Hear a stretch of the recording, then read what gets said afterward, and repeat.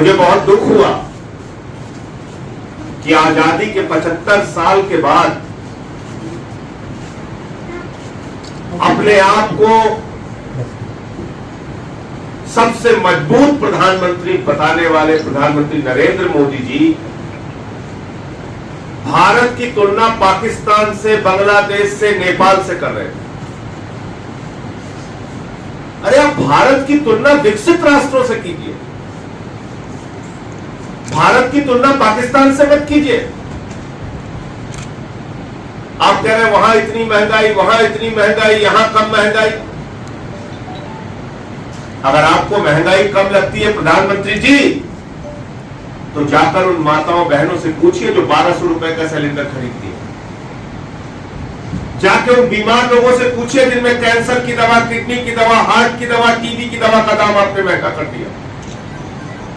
जाके उन परिवारों से पूछिए जहां पे बच्चों का दूध हमने महंगा कर दिया। अब जाइए पूछिए 100 रुपए से ज्यादा टमाटर का दाम हो गया, पेट्रोल महंगा, डीजल महंगा। आप जाइए। आप भारत की तुलना पाकिस्तान से क्यों कर रहे हैं? यह बहुत ही दुर्भाग्यपूर्ण है। दूसरी बात, कल उन्होंने कहा, मुझे खुशी हुई इस बात की कि घोटालेबाजों पर कार्रवाई की गारंटी देता हूं। बहुत अच्छी बात है प्रधानमंत्री जी। तो कहां से शुरू करेंगे आप? आपका जो सबसे करीबी मित्र है अडानी, लाखों करोड़ का घोटाला उसने किया। अकेले मॉरिशस में एक पते पे 6 कंपनी खोल के 42,000 करोड़ रुपए का कालाधन हिंदुस्तान में अपनी कंपनियों में लगाया। उससे शुरुआत कर लीजिए।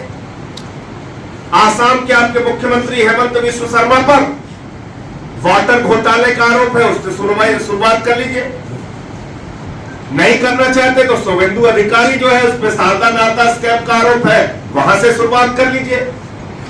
उससे भी नहीं करना चाहते हैं तो कर्नाटक में आपकी 40% कमीशन की सरकार चल रही थी, वह येदियुरप्पा के ऊपर और रेड्डी ब्रदर्स पे माइनिंग घोटाले का हजारों करोड़ का आरोप है, उस पर शुरुआत कर लीजिए। और जहां आप भाषण दे रहे थे प्रधानमंत्री जी, तो पीछे से व्यापक घोटाले में मारे गए लोगों की आत्मा आपसे चीख चीख के कह रही थी, प्रधानमंत्री जी झूठ मत बोलो, झूठ मत बोलो, सारे घोटालेबाज तुम्हारे इर्द गिर्द खड़े हैं। उन्हीं पे कार्रवाई कर लीजिए। चलिए उस पर भी नहीं करना चाहते तो मैं सिर्फ 2 चीज के लिए आपसे अनुरोध कर रहा हूं प्रधानमंत्री जी।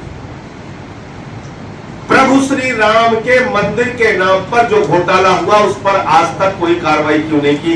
एक गारंटी उसी के नाम पर पूरा कर दी। उज्जैन में, महाकाल में सप्तऋषियों की प्रतिमाएं टूट गई, भगवान शिव की मूर्ति टूट गई, वहां जो घोटाला हुआ है उसकी जांच शुरू कर दीजिए। 2 धार्मिक स्थानों से जांच शुरू कर दीजिए। आप इस देश को लगातार झूठ बोल बोल के गुमराह कर रहे हैं।